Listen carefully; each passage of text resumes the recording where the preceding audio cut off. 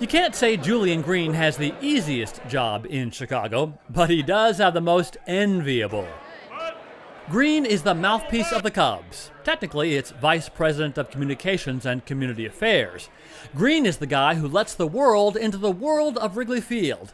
And what a time to be that guy. Yeah, there are thousands of people that would probably like to work for the Chicago Cubs, so I do feel special.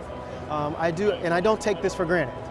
Green is, through no fault of his own, a Sox fan by birth. He grew up on the South Side. I think every kid remembers when their first time their dad or their parents took them to a baseball game. And so I have fond memories of going to Comiskey Park, growing up as a youngster.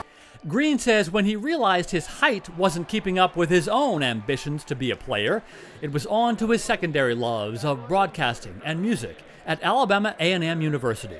I was a young kid who was interested in getting into television, came back to Chicago. You know, when Jerry Springer and Jenny Jones and Oprah, and you had all these shows, I would go around to the television shows peddling my resume, trying to get on board as a production assistant. But Green wound up in public relations, eventually working for the city and getting to know a future campaign kingpin, David Axelrod. Who told me about a senator with a really funny name and had some funny ears and said, hey, look, you know, there's this guy I'd like to connect you with. He's making a run for United States Senate, and I think you two would be really great together as his press secretary. After several years of working with the man who would become President Obama, Green says he got Obama's blessing to move on. Spending about 8 years in politics, you know, really great positions of influence, positions of power, but really didn't make a lot of money. Green went on to public relations with Miller Brewing Company in Milwaukee. But 6 years ago, the new owners of the Cubs, the Ricketts family, made him an offer he couldn't refuse. He was getting called up to the majors. That being in sports was something that would be a great fit for me. And so getting the call from the Chicago Cubs who wanted to talk to me about coming on board, it certainly, yes, it was a dream come true. During home games, Green is constantly prowling Wrigley, keeping in touch with employees, fans, media from all over the world, and his staff of 5. He's also in charge of the Cubs on social media. But his job is far from what's just happening on the field.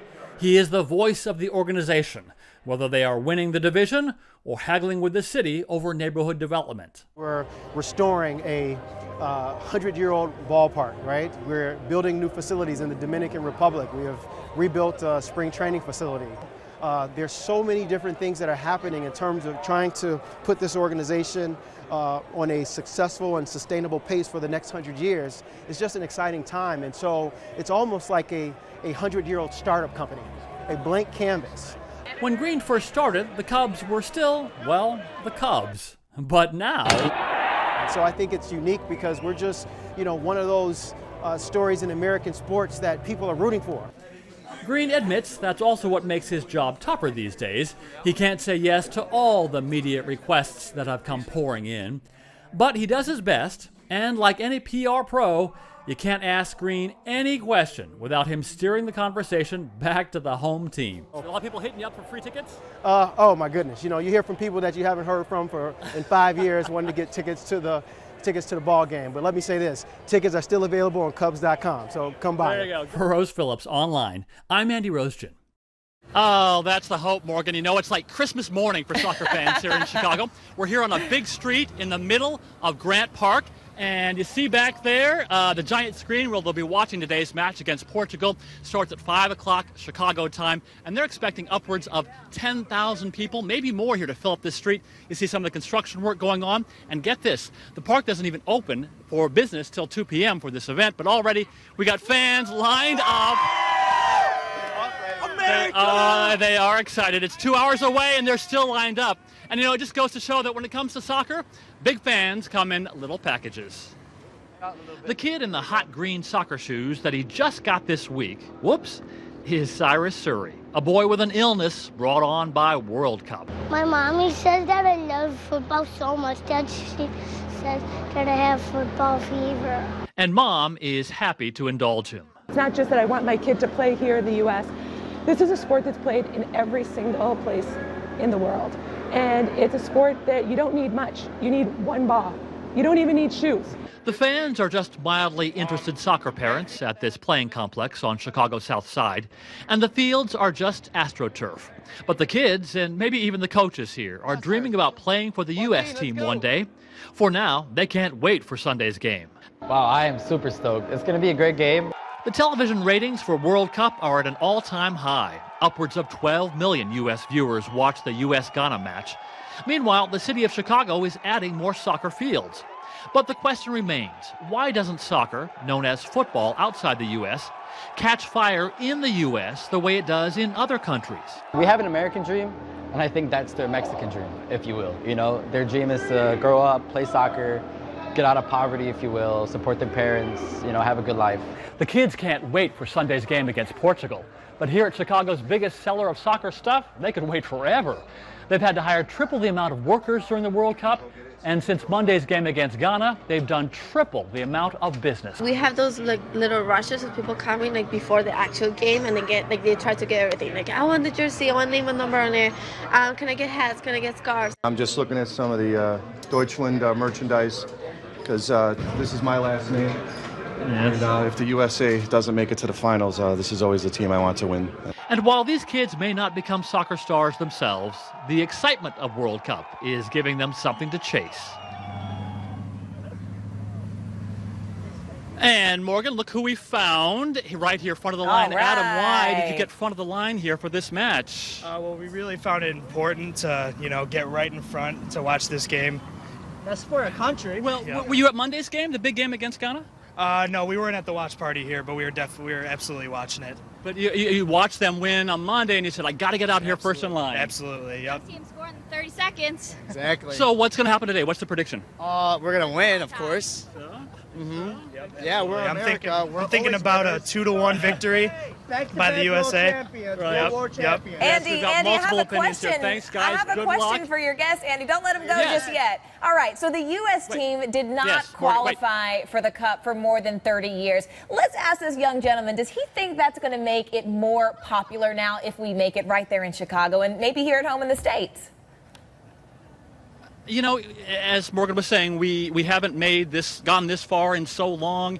Do you think what's happening now, is going to improve the outlook of soccer in the U.S.? Because right now it kind of fades after you reach a certain age. What do you think? Yeah, I just think games like this really get the attention of the country more because, we haven't been known for having the strongest soccer team.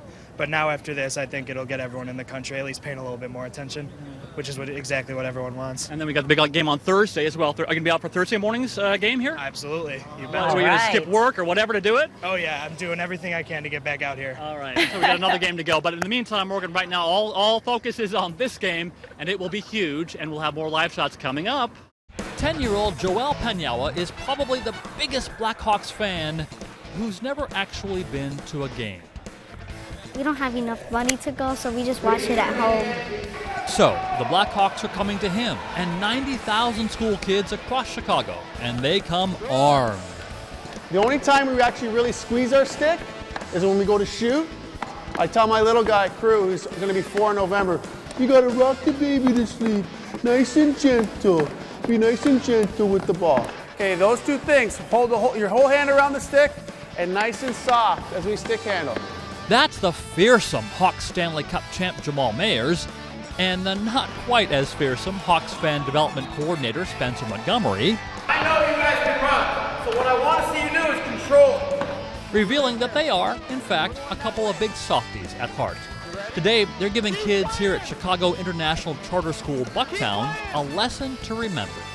It felt awesome carrying the sticks, wearing the guards and stuff like that, being inside a goalie and blocking it. This is the GOAL program, or Get Out and Learn. It's the Hawks' way of giving back. Since 2013, they've been going into schools free of charge to bring hockey to kids and shattering stereotypes along the way. It's a responsibility that the Hawks have taken on seriously to make sure that it's accessible to everyone. Are we going to build the next NHL star? Who knows? But in the very least, we're introducing kids to the game and taking away all those limiting factors to give them a chance to play. Oh! What a save! This school year, the Hawks are hitting more Chicago schools than ever before, 150. Line change! legend! The kids are just super excited to see the looks on their faces. They haven't been able to sleep at night. It's just like they're waking up on Christmas morning or any other holiday. But in these hour-long clinics, it's hard to know who's enjoying it more, the kids or Jamal, who himself didn't have many hockey advantages growing up. He just cannot stop smiling. Watch out for the cameraman, he's sleeping. And by the way, that old notion that hockey is just for the boys, well, that is shattered here. I do camps all the time. The best players at 10 years old are the girls. They skate better, they listen, they pick up on things much quicker. I have to say, the girls might have been better than the boys today. When it's all over, the kids get a team picture. 1, 2, 3. And autographs from the pros, and some Blackhawks swag. We got like a movie, the hat tricks. We got a ruler, a pencil, a sharpener, and an eraser. And we got an autograph. Nice, from Jamal. Yeah. And the school gets 30 sticks and balls and jerseys. It's a gym curriculum that the kids can keep coming back to. There it is! Oh! To be able to have the resources for them to do this and the training and just this experience that they'll never forget is something that just means a lot to our school. And who knows, maybe one day one of these kids will be signing their own autograph for Jamal. For Rose Phillips Online, I'm Andy Rosegen.